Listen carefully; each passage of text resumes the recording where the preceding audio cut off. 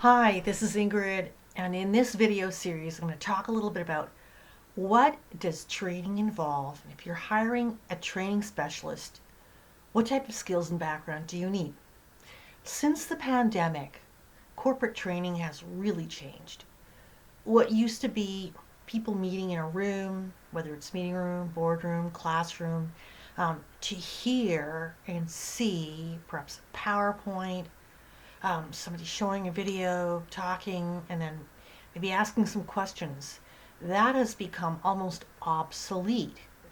And thanks to the pandemic and the cheaper technology that is now available, organizations are creating training that can include audio, video, animation, whiteboarding, bundling it together, and all the buzzwords that refer to that can be very confusing. So, if you're looking to hire somebody to create training for your organization, whether it's internal audiences such as employees, external audiences such as customers or distributors, really you need to understand the terminology because the type of person that you will bring in, depending on the job title, will vary greatly. And let's talk a little bit about what that means. Typically, the word trainer or training specialist refers to the person that is delivering the instruction. Think of it as a lecturer, as in an academic setting, or a teacher in school, okay? Now, the person that's creating the materials for the teacher would be called an instructional designer.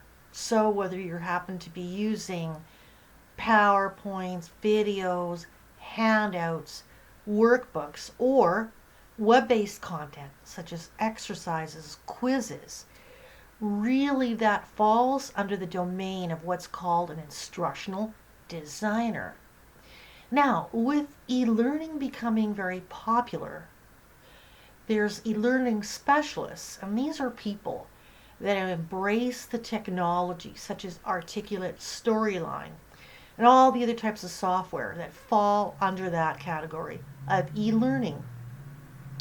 E-learning is probably the most complete, complex, and comprehensive learning modality, if you want to call it that, and it can incorporate a wide variety of media, audio, video, animation, branching exercises, quizzes, all of that can be in one e-learning file. The software for e-learning is not something that you can do plug and play. It's not like sitting down to PowerPoint.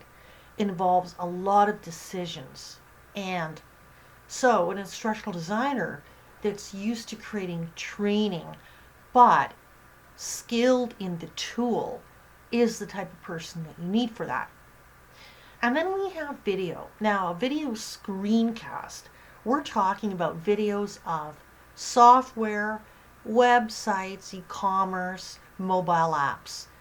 And what's being captured is how it works and the interactions. That is known as screencasting. And typically people refer to that as Camtasia because Camtasia is the leading software that's used to create video screencast tutorials.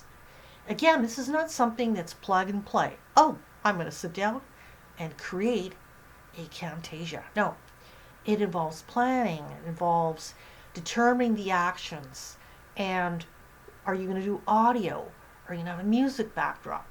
Are you going to have sound effects? Are you going to have bullets and call outs, texts to accompany the video of those actions? So all things considered, the type of talent that you need, equipment, resources, really depends on what you plan to do in terms of training, which can make this really confusing for recruiters, for HR, and even hiring managers. So the wrong terminology, lack of specificity that says this is exactly what we want to create makes the process of selecting or hiring really challenging. Now, let's just say you've selected the Swiss Army knife, somebody that can do it all. Now, what it comes down to, the process, the turnaround time, how's that person going to create the materials you need in the time frame that you need it in? What might have taken a half day or a few hours to pump out a slide deck in PowerPoint can take weeks, possibly months. It requires many different elements and decisions along that way. So the expectations around the training deliverables really has to be adjusted. So it comes right down to this, knowing what it is that you want to provide under the title of training and asking the questions, getting clear on what it takes in terms of budgets and schedules. Essentially, it's important to think about training like a project to be managed. People, schedules, resources, equipment, all that good stuff. It's not free, even if you could beg, borrow, and steal what you need. And I mean that facetiously. Let's just say, for the sake of argument, you hire somebody who happens to have all the equipment in their home office, and yes, they're just going to use it for your organization and not charge you for it. Even if you could do that, there are some, timeline issues that can get complicated. So I've got PDFs, infographics of how long does it take to create training in a technology other than a PowerPoint.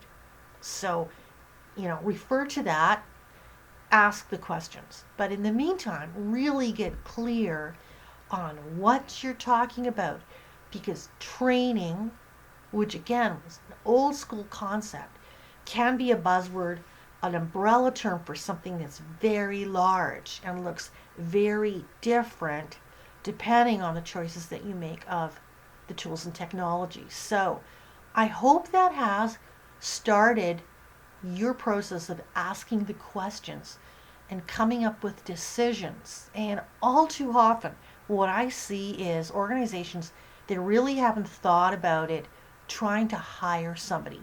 Cart before the horse, people.